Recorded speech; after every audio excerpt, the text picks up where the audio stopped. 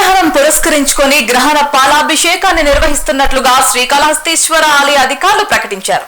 గ్రహణ కాలంలో ఆలయాన్ని తెరిచి ఉంచి స్వామి అమ్మవార్లకు గ్రహణ కాల శాంతి అభిషేకాలు నిర్వహిస్తున్నట్లుగా ప్రకటించారు.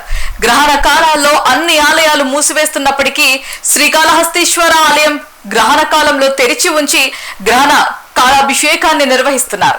కేతు గ్రహస్థ చంద్రగ్రహణంని పురస్కరించుకొని శ్రీకాళహస్తి ఆలయంలో ఇవాళ సాయంత్రం గ్రహణకాల శాంతి అభిషేకాలు నిర్వహిస్తున్నట్లుగా ఆలయ అధికారులు ప్రకటించారు.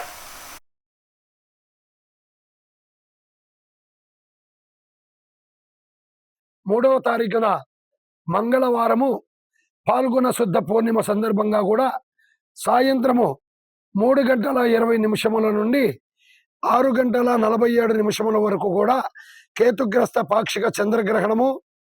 ఈ చంద్రగ్రహణము సందర్భంగా కూడా భారతదేశంలో ఉన్న దేవాలయాలన్నీ కూడా గ్రహణకాల సమయంలో మూసివేయబడతాయి. శ్రీకాళహస్తీశ్వర స్వామివారి ఆలయము గ్రహణకాల సమయంలో ఆలయము తెరిచి ఉంచి విశేషంగా కూడా శ్రీ స్వామి అమ్మవార్లకు గ్రహణకాల శాంతి అభిషేకము అత్యంత వైభవంగా కూడా నిర్వహించబడుతుంది.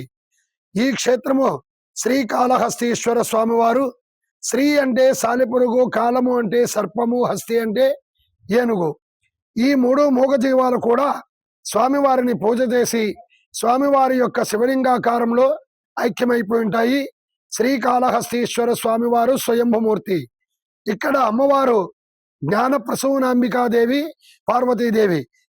జ్ఞానాన్ని ప్రసాదించే అమ్మవారు.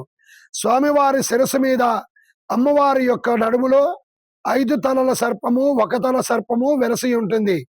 సూర్యగ్రహణమైన చంద్రగ్రహణమైనా కూడా గ్రహణాన్ని కబలించేది రాహుకేతువులే కనుక ఈ క్షేత్రంలో స్వామివారి శిరస్సు మీద అమ్మవారి యొక్క నడుములో 5 తలల సర్పము, 1 తల సర్పము వెలసి ఉన్నందువలన గ్రహణకాల సమయంలో విశేషంగా కూడా ఆలయము తెరిచి ఉంచి శ్రీ స్వామి అమ్మవార్లకు కూడా గ్రహణకాల శాంతి అభిషేకము అత్యంత వైభవంగా నిర్వహించబడుతుంది.